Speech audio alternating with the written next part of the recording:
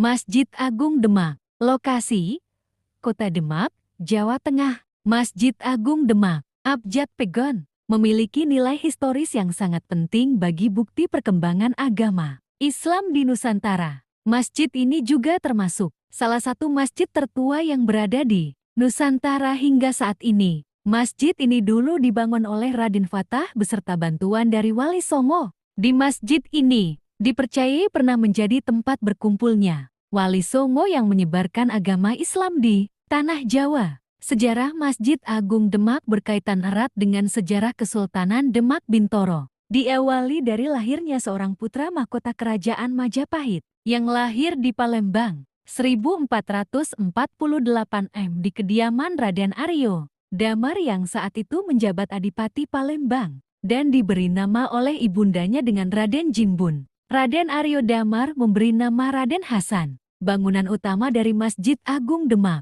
memiliki luas 31 kali 31 meter, sedangkan serambi masjid berukuran 31 kali 15 meter dengan panjang keliling 35 kali 2,35 meter. Serambi masjid berbentuk bangunan yang terbuka. Bangunan masjid disangga dengan 4 tiang utama saka guru. Tiang penyangga bangunan masjid berjumlah 50 buah. Tiang penyangga serambi berjumlah 28 buah. Dan tiang kelilingnya berjumlah 16 buah. Salah satu saka guru dikenal sebagai saka tatal sisi timur utara, karena dipercaya pada ruas saka tersebut disusun dari serpihan-serpihan kayu Jawa.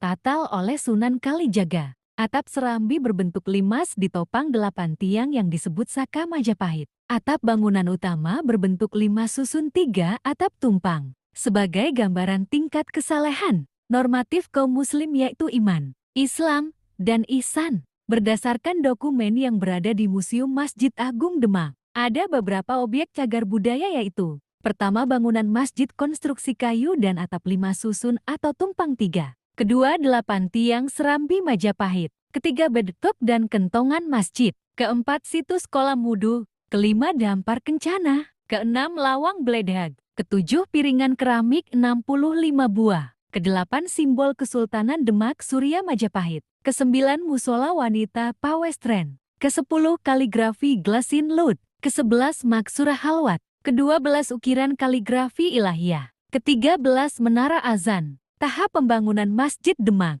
Tahap pertama terjadi pada tahun ke-1466, ketika itu masih berupa bangunan Pondok Pesantren Glagah Wangi di bawah asuhan Sunan Ampel dan Raden Fatah. Dengan berhasilnya dakwah yang dilakukan oleh Raden Jinbun atau sebutan lain Raden Fatah, datanglah para wali Songo untuk membicarakan rencana pembangunan masjid.